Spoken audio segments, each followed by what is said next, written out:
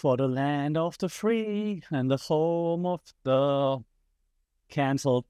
Uh, this past week, right now, a few days ago, Jimmy Kimmel's show got pulled off the air indefinitely. Surprisingly, not because of low ratings. And this intro just shows you I have not been a fan of Jimmy Kimmel. I mean, I don't know him personally. I haven't been a fan of the show. I found it tacky, cheesy, and so on. Last cool thing I saw was his interview with Kobe Bryant back in the day. But now I've been watching Jimmy Kimmel again, and guess why? Yes, because he got taken off the air. And he's been taken off the air not because of a scandal, well, actually kind of, sort of, but mostly because someone got offended. And then pressure turned up, and then broadcasters decided the risk was greater than the punchline, I guess. Again, not a big fan, don't really care, but this just shows to me that this isn't just about comedy, it's about who gets to say what and who gets silenced. And who would have thought that the next big dictatorship is happening across the pond?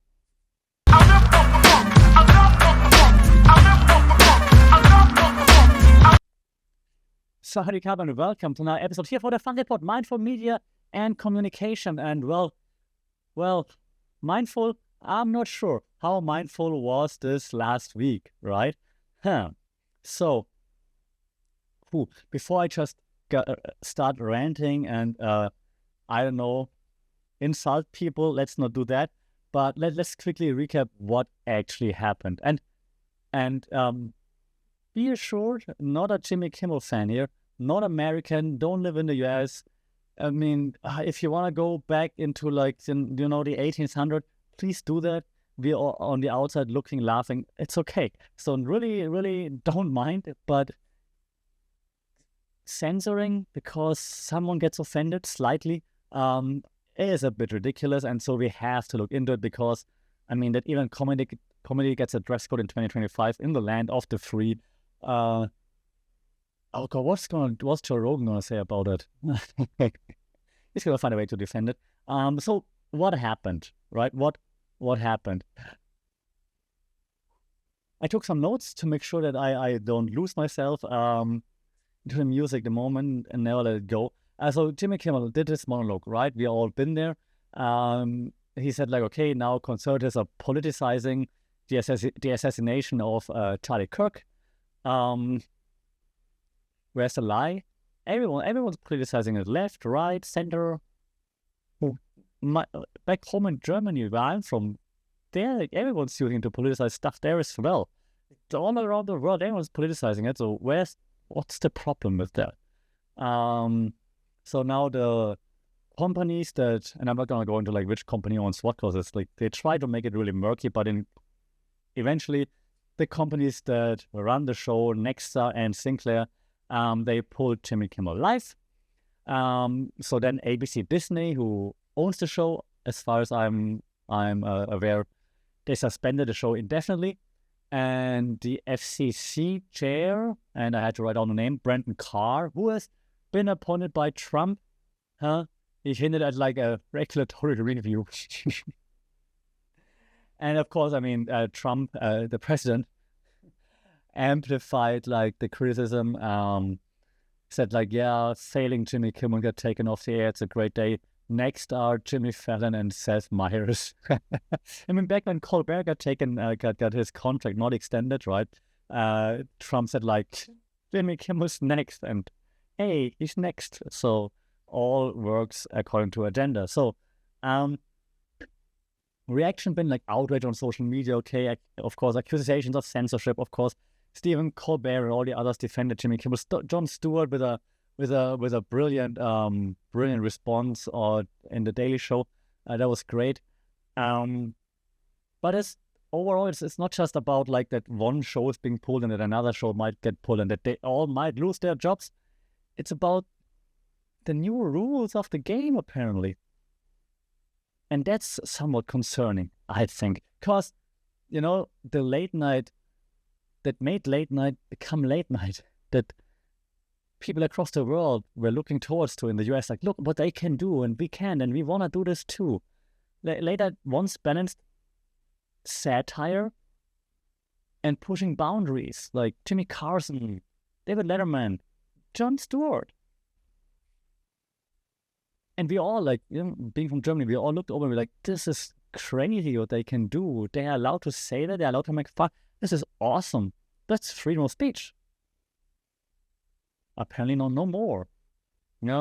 After 2016, late night become more openly political with less sarcasm, like way more partisan than before. Before everyone could get it all the time. Then now it seemed like late night even, took more party guidelines or party standards at least. And so now networks are under political and advertiser pressure to either rein back or to, move towards whatever the lobby wants, being that politicians, being that advertisers, right? So you have to move with the wind. Basically what Mark Zuckerberg is doing. And the thing is, late night hasn't been live for a while, right? And it hasn't been alive for a while in like a cultural sense, I think.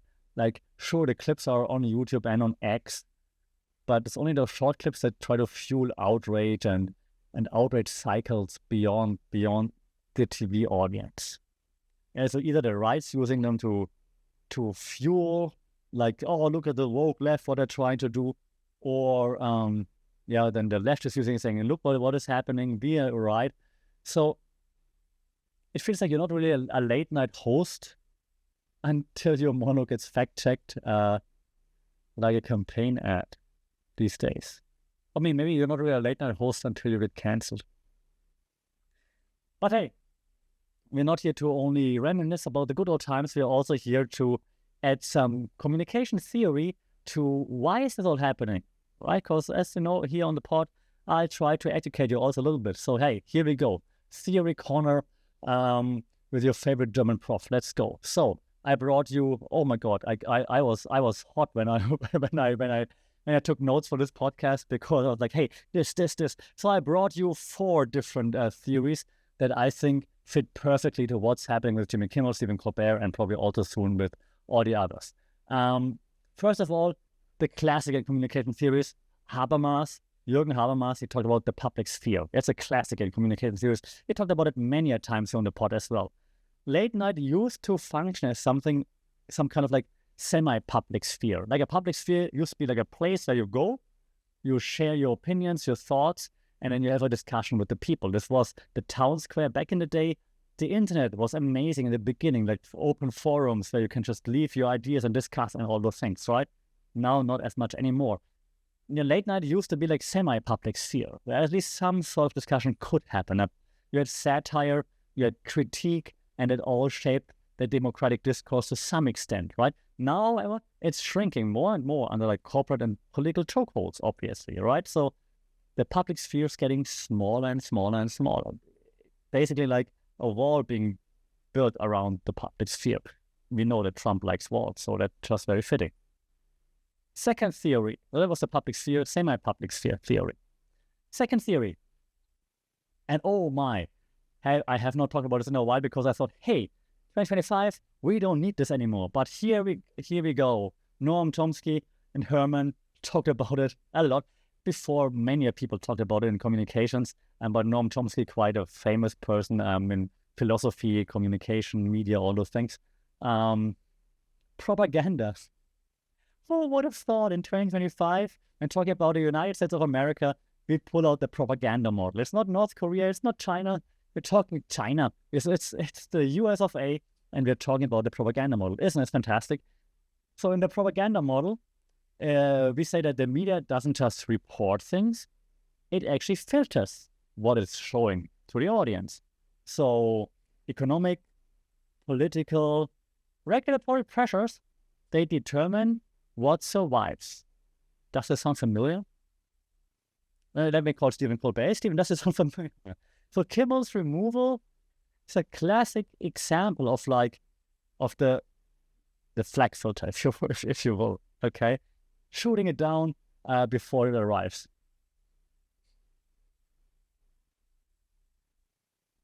It's 2025. the land of the free and the brave.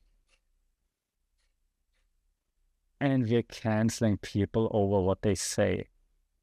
It wasn't even funny, and it wasn't even anything terribly bad. But hey, there's only been 2 theories. There are 2 more.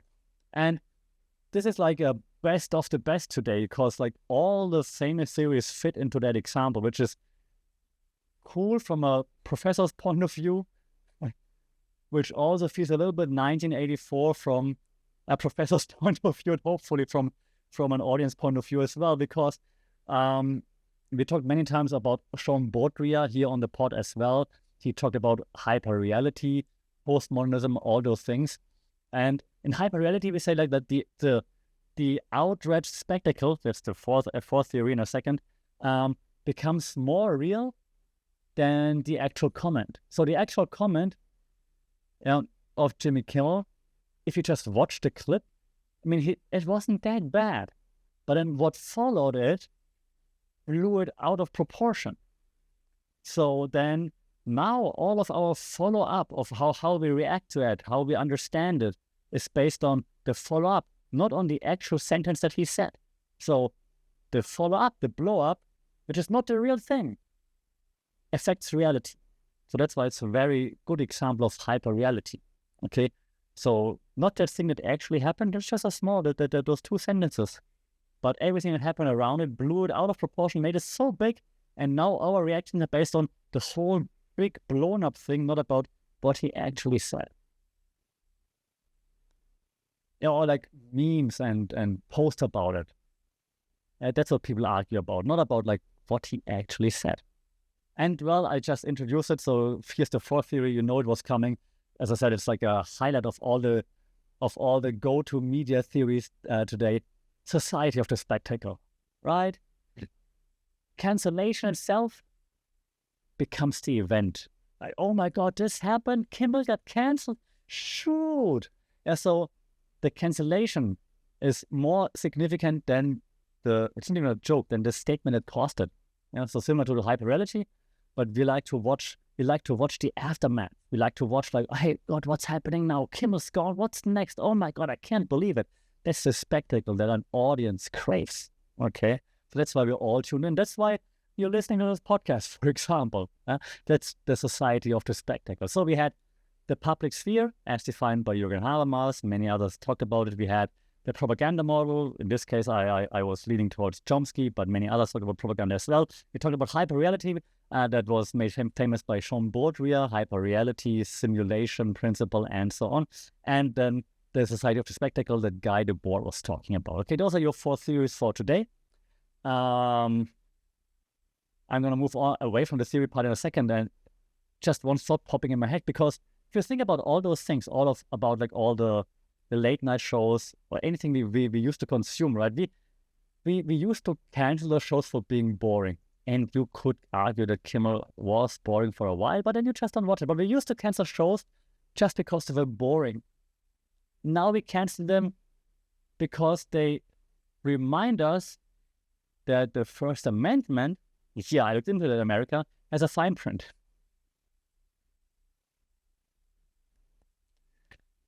Land of the free. It's insane. It's insane. It's crazy. It's crazy to me that I'm making this episode about, media being canceled in America. It's crazy. And you see that what's happening right now, this is not going to stop there, right? This is going to ripple through society, through politics, through cultures right away. I mean, you see it in the responses already. There are huge fights between different groups, communities, and so on. And this will have a huge aftermath. And I mean, of course, Stephen Colbert and others calling it censorship, which it really looks like it. Jon Stewart replied, Stephen Colbert replied, they all replied in a similar manner. Jimmy Fallon replied in a similar manner as well, which was just so cringe, but still all in a similar way. Disney stock is trending on boycott hashtags. The public's kind of split, of course, because left, right. Some argue this is accountability. If you say something, then what did he say?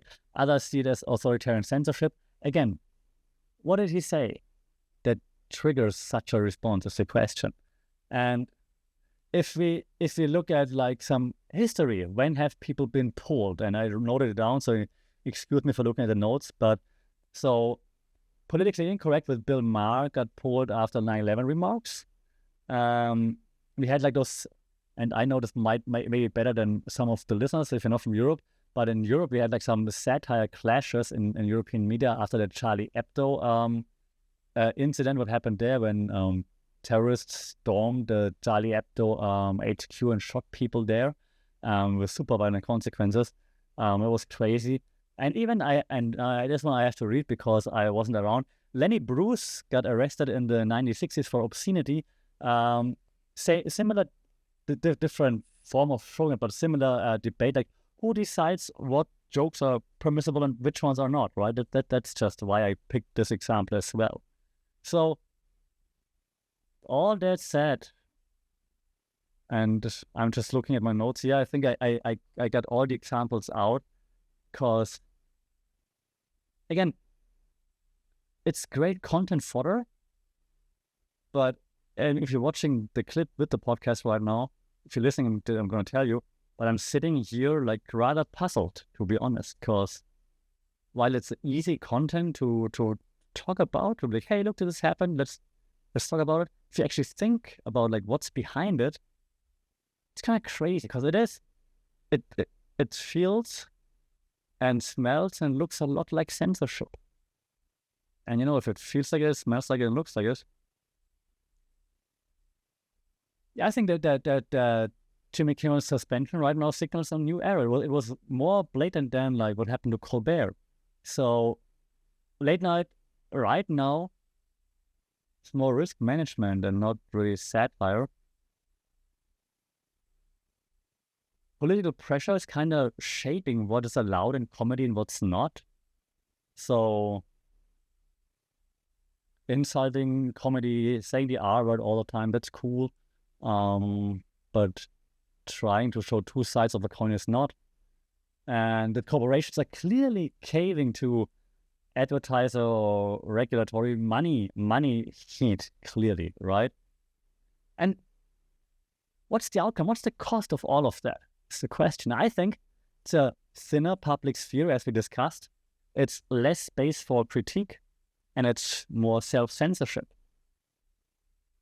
And I'm telling you, I've seen it, because this podcast is coming to you from Southeast Asia, where this is happening too, and you've been making fun of it, or you've just been seeing like all those countries over there. Now it's happening to you. What you gonna do? The punchline these days isn't what the host says anymore. The punchline is whether the show survives the morning after. And with this, I'd like to invite you to my mini public sphere, which means leave some comments, let me know what you think. Really curious to hear your thoughts, whether you're American or not. Like I said, like you can hear and see it's kind of like has shaken me a little as someone working in the media. So let me know your thoughts. Well, until then, stay safe, take care, stay free, don't get canceled, don't cancel anyone. Let's see. I hope we talk soon. Howdy, ciao.